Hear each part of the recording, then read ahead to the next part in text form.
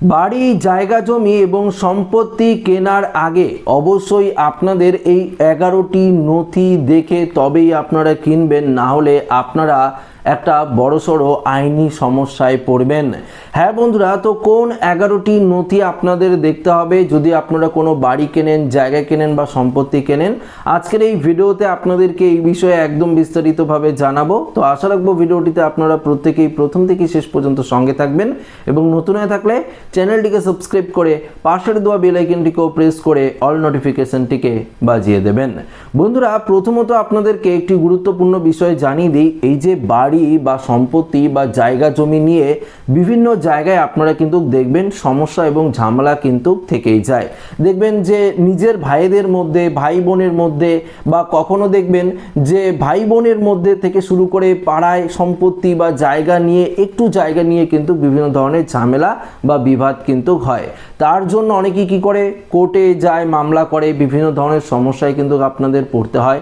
বা অনেকেই কি করে যে আপনারা শহরে গিয়ে কোনো ফ্ল্যাট কিনলেন বা কোনো জায়গা কিনলেন, বা বিভিন্ন জায়গায় কিনতেই তো পারেন জায়গা জমি, সেক্ষেত্রে দেখা যায় আপনারা বিশেষ কিছু কাগজপত্র দেখলেন না, শুধু দলিল দেখলেন বা রেজিস্ট্রি কোনো রকম কাগজপত্র দেখে আপনারা কিনে নিলেন।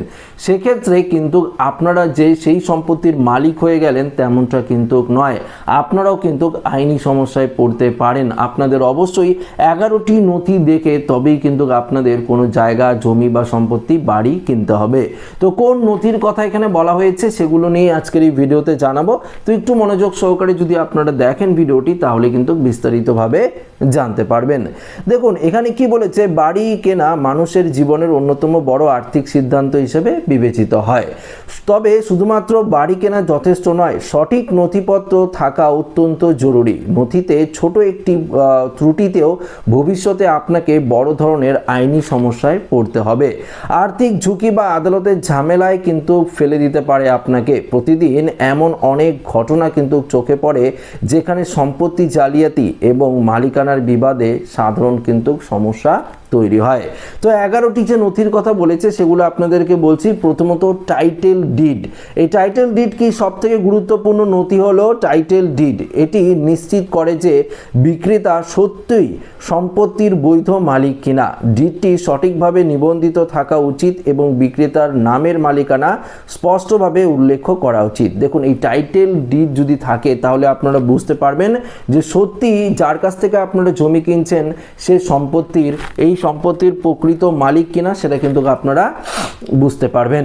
দেখুন পরবর্তী দ্বিতীয়ত কি বলেছে, চেইন অফ টাইটেল ডকুমেন্টস। এই নথি সম্পত্তির মালিকানার পূর্ণ ইতিহাস দেখায়। এর মাধ্যমে ভবিষ্যতে মালিকানা সংক্রান্ত বিরোধের ঝুঁকি কমানো যায়। তৃতীয়ত কি বলেছে, এনক্রামথাস সার্টিফিকেট। এনক্রামথাস সার্টিফিকেট নিশ্চিত করে যে সম্পত্তির ওপর কোনো ঋণ, মর্টেজ বা আইনি দাবি আছে কিনা। অর্থাৎ এই এনক্রামথাস সার্টিফিকেট যদি থাকে তাহলে আপনারা বুঝতে পারবেন যে সেই সম্পত্তি যেটা আপনারা কিনছেন তার ওপর কোনো লোন নেওয়া রয়েছে কিনা বা কোনো আইনি জটিলতা রয়েছে কিনা, সেটা আপনারা বুঝতে পারবেন। 4 নম্বর বলেছে বিক্রয় চুক্তি। বিক্রয় চুক্তিতে সম্পত্তির মূল, অর্থ প্রদান সূচি, হস্তান্তরের তারিখ এবং ক্রেতা ও বিক্রেতার দায়িত্বগুলো বিস্তারিতভাবে কিন্তু উল্লেখ থাকে। তো বুঝতে পারলেন। 5 নম্বর বলেছে সম্পত্তির করের রসিদ। সম্পত্তির করের রসিদ যাচাই করা খুবই গুরুত্বপূর্ণ। যদি কোনো কর বাকি থাকে তা ভবিষ্যতে আপনার দায়িত্বে কিন্তু পড়তে পারে। তো অবশ্যই সম্পত্তির কর রসিদ দেখে নেবেন।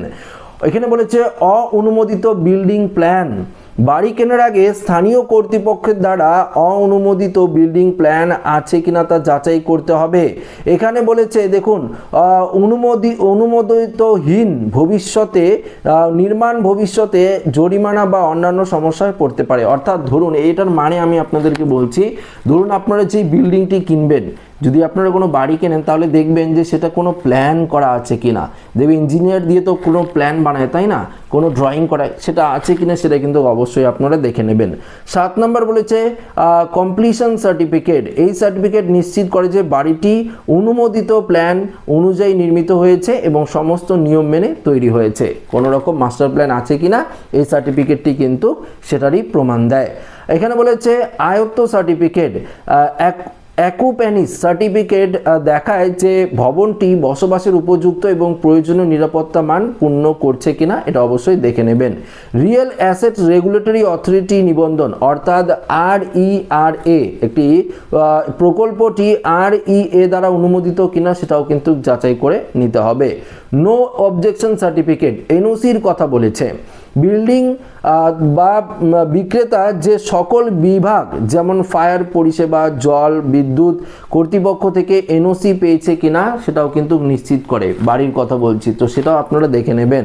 হস্তান্তর চিঠি 11 নম্বর বলেছে, হস্তান্তর চিঠি জানায় যে সম্পত্তি আনুষ্ঠানিকভাবে কখন আপনাকে হস্তান্তর করা হয়েছে নিশ্চিত করুন এই নথিগুলো আপনার হাতে আছে এবং সঠিকভাবে যাচাই করা হয়েছে। এর মাধ্যমে আপনি ভবিষ্যতে কোনো আইনি বা আর্থিক ঝামেলা থেকে নিজেকে রক্ষা করতে পারবেন।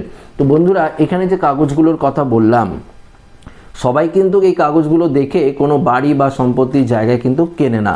তবে যদি আপনারা এই সমস্ত নথিগুলো দেখে বা এই সমস্ত নথিগুলো আপনারা জানতে পারলেন, বুঝতে পারলেন, এগুলো দেখে যদি আপনাদের কোনো প্ল্যান থাকে, কোনো বাড়ি কিনবেন, কেউ বিক্রি করলো, বা আপনারা যদি কেউ ভাবেন যে কেউ জায়গা বিক্রি করলো, বা কোনো রকম কিছু যদি আপনারা রিয়েল অ্যাসেট কেনেন, সেক্ষেত্রে কিন্তু অবশ্যই আপনারা এই কাগজগুলো দেখে কিনবেন। তাহলে কিন্তু ভবিষ্যতে ইন ফিউচার আপনারা কিন্তু কোনো রকম আইনি জটিলতায় পড়বেন না, না হলে কিন্তু আপনারা বড়সড় আইনি জটিলতায় হঠাৎ করে পড়তে পারেন। দেখুন, আপনি জমি কিনলেন, আপনি বাড়ি বানালেন, সেক্ষেত্রে আপনার কোনো সমস্যা, অনেক দিন ধরে বসবাস করছেন, কিন্তু দেখতে পারলেন যে এই বাড়ির নামে কোনো ঋণ রয়েছে, লোন রয়েছে, বা দেখতে পারলেন যে আপনি আরও কি কাগজ রয়েছে সেগুলো আপনি তৈরি করেননি বা নেননি, সেক্ষেত্রে জমির মালিক আপনার বিরুদ্ধে আইনিভাবে কিন্তু আইনি ব্যবস্থা নিতে পারে।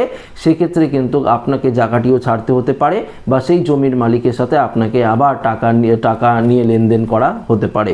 তো অবশ্যই কিন্তু আপনারা এই কাগজগুলো দেখে কিনবেন, বা দেখে যদি জমি কেনেন বা ফ্ল্যাট কেনেন বা বাড়ি কেনেন, সেক্ষেত্রে কোনো রকম সমস্যায় আপনাকে পড়তে হবে না। তো আশা রাখবো ভিডিওটি প্রত্যেকের ভালো লেগেছে। ভিডিওটি ভালো লাগে লাইক করুন, সাথে শেয়ার করবেন, নতুন থাকলে চ্যানেলটিকে সাবস্ক্রাইব করে আমাদের সঙ্গে জুড়ে থাকবেন। ধন্যবাদ।